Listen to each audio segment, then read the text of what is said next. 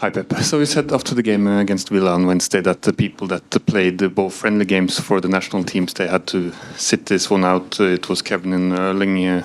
Were they not as fresh as you expected when they came back? Who? Kevin and Erling. You said... It will depend the way we played. Sorry? It will depend if they play the way we are going to play. Yeah. So if we play good, it will be fresh.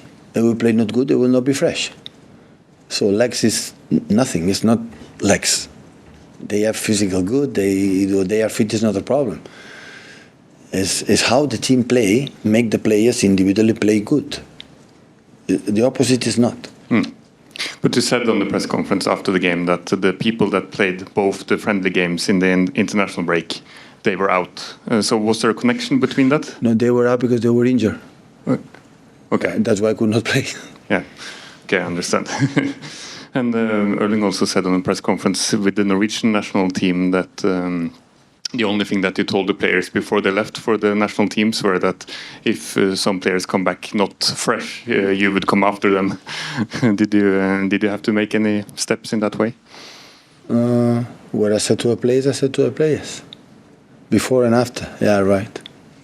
But in that case, Erling, because you are concerned, come back perfectly. So not a problem. Like he proved against Arsenal. Well, thank you. Pep, just going back to that Palace game at the Etihad, Phil, you were disappointed with Phil towards the end for giving away the penalty. Do you see that game as a turning point in his season? Because since then he's sort of, he's grown into himself. He's come a lot more. I think before Crystal Palace, all the season had been good. Not just that. When we talk about that, is learn the lesson. So. The ATM box always is dangerous when you talked up, and we saw it last night with Chelsea United.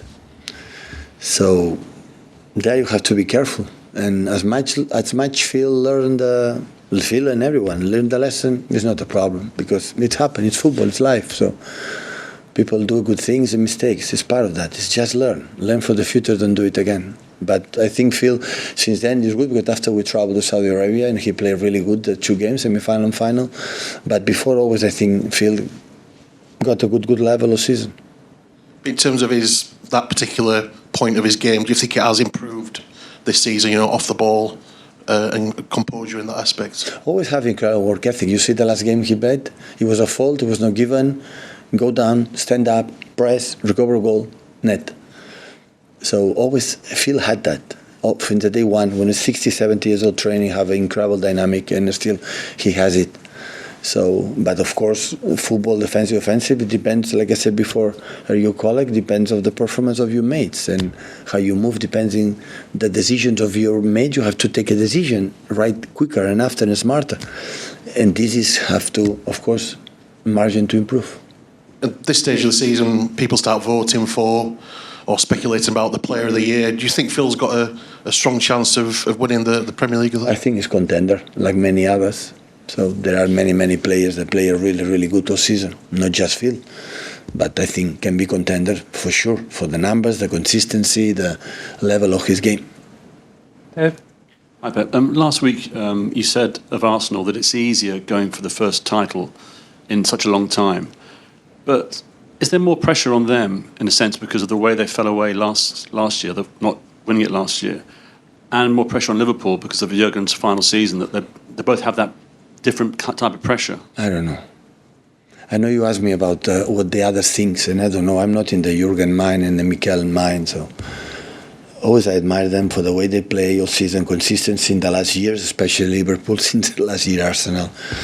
So I don't know. It's difficult for them for many years, difficult for us to, or easy for them, for how easy for us, because we are winning the last 5 and 6, so we could say it's easier because we know how to do. I don't know. It can be difficult because in the last 5-6 years we can be relaxed. Maybe it's difficult for them because it's 20 years don't winning, or maybe it's easier because have the desire to do it. It depends on what they have in their minds. And I said in the first sentence to your question, so I don't know, because I don't know what they think. In terms of flipping the question then, do you think people underestimate how difficult it is to win this title, given the success you've had? You make it look so easy. Do people underestimate how difficult it is to get over the line? I don't know. When I understand your question, but when I understand completely what you wanna say or wanna answer, but what the people think, I don't ask to the people, so I don't go to the street and knock the doors. What do you think? What do you think? What do you think? So honestly, I don't know. So we know how difficult it is. Only that's for sure. Not this season, the previous ones. People say, no, it's easy for Man City. No, it's so really complicated, difficult to win not just one title. Win the Carabao Cup is difficult. So all because the level is so high, we prove it all the games, how many goals, and every game is difficult, and in that period especially. But every team play for something, for be champion, to qualify Champions League, to go to Europa League, to be the conference one, to don't be relegated, to be for the pride, for many reasons. Every game, all the teams play for something. Is that tough is really, really difficult, and everything can happen in a minute and nothing. But what the people is underestimate or not. So honestly, I don't know, and I could care less. So it doesn't matter. It's what we think, what we have to do, and we know that the Premier League always have been, and every season is tougher and tougher for the level of the contenders. So. A year ago, Phil had his operation, and by the time he came back, your team were playing so well that he couldn't get back in the team, and it meant that in the last rounds of the Champions League, he was on the bench, Bayern Munich and Real Madrid. He didn't start the FA Cup final. Who? Phil. The Champions League final. Do you think that experience for him has played a part in him pushing himself even further this season, that he doesn't want to be in a position now where he's on the bench for those big games that he's kind of decided for you because he's playing so well? Well, last season Gundo was here, is not here. Kevin, unfortunately, had been 5 months out. So that's why his 2 important roles in the middle was not there. Julian played a lot this season, when that season with Erling, and especially Phil, Gundo and Kevin play less. So during the season happened. What happened the last season is completely different for many reasons. Players in, player out, levels, injuries, moods and performings. So that's why when the players say, no, what happened last season is going to happen this season. It doesn't make sense. Every season, every game is different. Imagine season by season.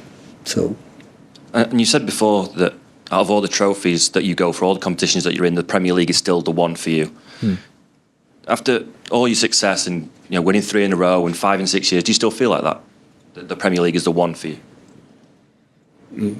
I love it. The domestic trophy, the important one, the Premier League or the Liga, that is. I'm not going to say the Champions League is not nice. Of course it is. So now we have it, and we know what does it mean in our soul and our peace, for the fact we got it.